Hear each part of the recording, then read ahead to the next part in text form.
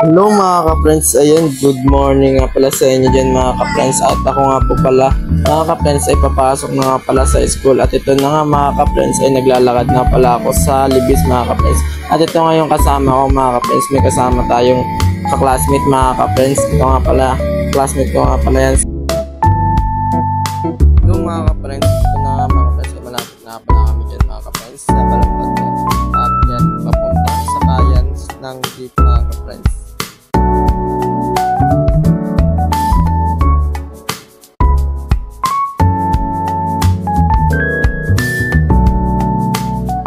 At ito na nga mga ka-friends ay paakit na pala kami dyan sa Balangbato. At mga ka-friends, ito na nga mga ka-friends ay akit na pala kami dyan sa Balangbato mga ka-friends. Dito nga pala ako muna dumaan kasi ang dinadaanan ko talaga mga ka-friends dun sa Libis mga ka-friends. And kasi may kasama ko dyan mga ka-friends na classmate kaya ito mga ka-friends. So mga ka-friends, dito na nga pala kami sa SPCC. Dito nga pala ako nag-aaral mga ka-friends. Senior High Grade 11 mga ka-friends. STEM. Ang section ko nga pala mga ka-friends ay TREDS.